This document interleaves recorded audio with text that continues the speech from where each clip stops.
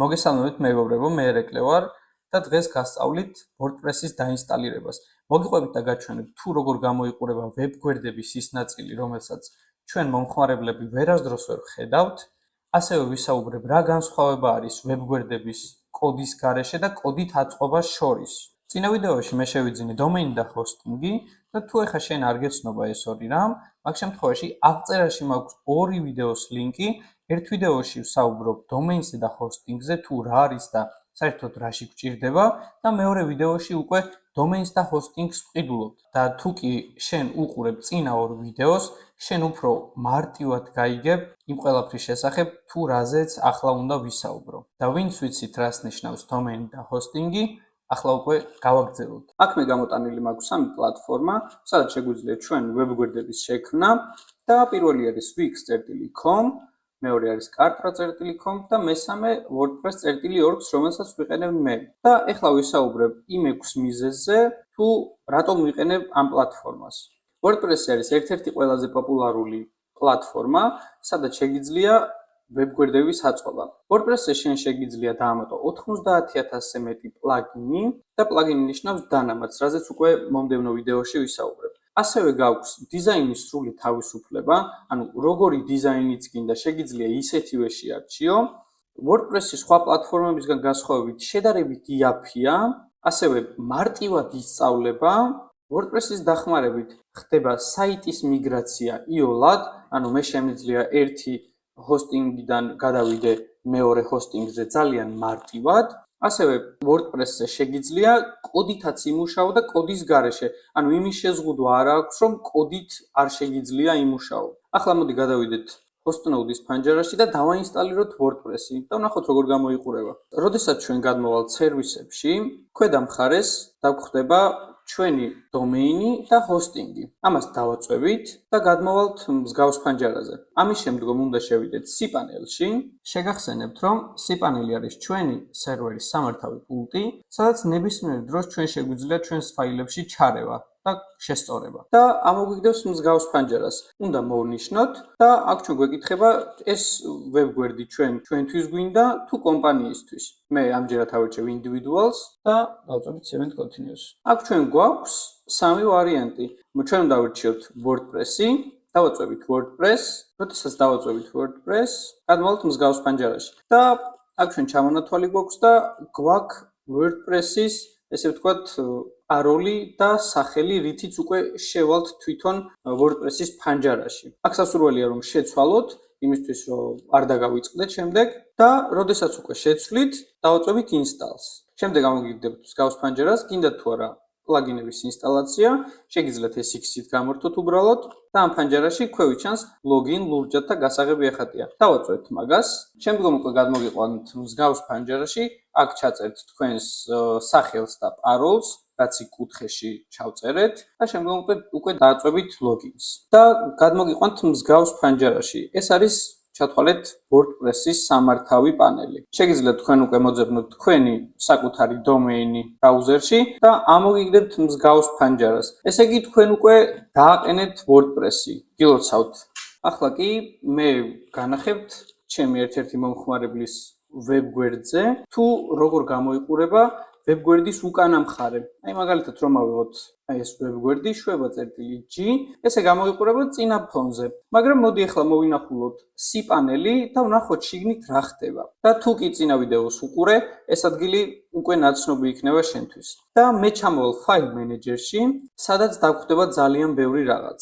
და რასაც ჩვენ აი აქ ვხედავთ, დამსახურება არის სწორედ ამ ფაილების, სადაც ჩაწერილი არის რაღაც კონკრეტული კოდები და მოდი ახლა ერთად ვნახოთ ერთ-ერთი კოდი. ესე გამოიყურება კოდი, რომელიც ამ ვებ-გვერდზე ასრულებს რაღაც კონკრეტულ ფუნქციას. და მე ახლა დავამატებ ფაილს, სადაც ჩავწერ რაღაც კონკრეტულ კოდს და ვნახავთ, რომ დაემატება ამ ვებ-გვერდზე ერთ-ერთი ფანჯარა. მოდი ვნახოთ, მე ახლა დავამატებ ფაილს, დავარქმევ სახელს და ამ ფაილში ჩავსვავ რაღაც კონკრეტულ კოდს. აი ამ კოდს.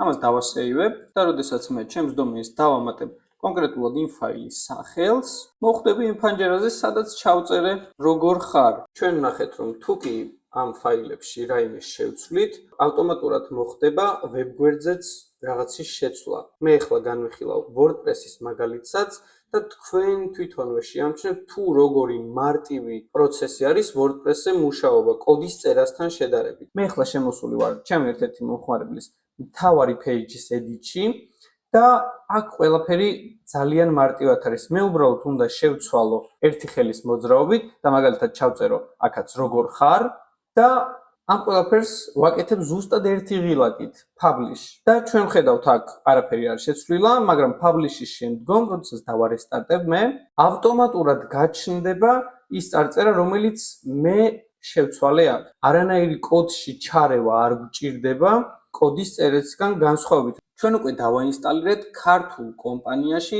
WordPress-ი. და მოდი ახლა განვიხილოთ უცხოური კომპანია, რომელსაც მე ვიყენებ, Hostinger-ი. იქაც იგივე პრინციპი არის, არაფერი განსაკუთრებული არ ხდება. უბრალოდ მინდა რომ გაჩვენოთ იქაც როგორ ხდება. მეგობრებო, თუ თქვენ არჩევთ Hostinger-ს, მაგ შემთხვევაში აღწერაში მაქვს ჩემი რეფერალ ლინკი, რისი მეშვეობითაც თქვენ 20%-იანი ფასდაკლებით შეიძენთ Hostinger-ზე hosting-ს. და მოდი ახლა უშუალოდ გადავიდეთ WordPress-ის ინსტალაციაზე. ეხლა ვართ ჩვენ თავარ მენიუში, გადავალთ ვებსაიტებში და მარჯვენა მხარეს გვიწერია add website. ავირჩევთ აქ WordPress, აქ ჩვენ ამოგვიგდებს მსგავს ფანჯარას, ეს არის ჩვენი WordPress-ის email-ი და ეს უკვე პაროლი. შევიყვათ ამ ჩვენ სასურველ პაროლს, გავაგრძელებთ და აქ ამოგვიგდებს მსგავს რაღაცას. ავირჩევთ მეორე ვარიანტი. აქ Hostinger-ი გვთავაზობს თუ რომელი თემა გვინდა ჩვენ. ანუ თემა არის ჩვენი ვებგვერდის ვიზუალი. ავირჩევთ მაგალითად ეს. აქ გვანახებს სხვადასხვა პლაგინებს, მე ამას ყველაფერს გამოვთავ და ავირჩევ აქ ჩემი ერთ-ერთი კლიენტის domains და დავაწობი install WordPress. გადმოგვიყვანს მსგავს ფანჯარაში, დავაწობით finish setups და მოვხვდებით იგივე ადგილას, როგორც წეღან. და თუ კი მოვძებნი მე ახლა Bethlehem.io, შემოვიყვანს მსგავს გვერდზე. რადგან დასაწყისში მიავირჩიე სტილი თუ როგორი მინდოდა რომ ყოფილიყო. ეხლა გასწავლით ერთ რაღაცას, თუ კი გინდათ რომ თქვენი გვერდიდან პირდაპირ საკონტროლო პანელში გადახვიდეთ, ანუ WordPress-ის ფანჯარაში გადახვიდეთ, შეგიძლიათ გააკეთოთ ესეთი რაღაც. დახრილი ხაზი, შემდგომ უკვე wp-admin და როდესაც მისცემთ enter-ს, გადმოხვალთ ჩვეულებრივ თავარ დაფაზე WordPress-ის. ახლა კი დავუბრუნდეთ Hostinger-ს. აქ ჩვენ გვაქვს Bethlehem.io, უკვე შეიქმნა. აქ ჩვენ გვინდა დავაწვეთ dashboards და როცა შევალთ dashboard-ში, ჩვენ აქ გვაქვს file manager-ი, როგორც წინა შემთხვევაში. შევიდეთ და ზუსტად იგივენაირად გამოიყურება. რომ შევიდეთ აქ, ჩვენ აქ ვნახავთ უამრავ კოდს, რომლის მეშვეობითაც აწყობილი არის ჩვენი ამჟამინდელი ვებგვერდი. თუ შევალთ შიგნით და შევამოწმებ, აქ ვნახავ, რომ ძალიან ბევრი კოდი წერია. აქაც შემიძლია ჩვეულებრივ შევიდე და რაიმე ცვლილება შევიტანო ჩემი ვებგვერდისთვის. მაგრამ ამისთვის მჭირდება პროგრამირების ცოდნა. და სწორედ ამისთვის არის WordPress-ი, რომ მე პროგრამირების სწავლა არ მინდა და მე შემიძლია WordPress-ის დახმარებით ვებგვერდები ავაწყო კოდის გარეშე. ეს არის ყველაზე მთავარი და უპირატესი WordPress-ის შემთხვევაში.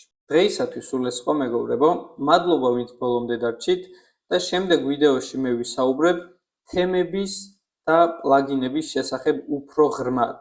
ახლა კი დაგემშვიდობებით, დროებით.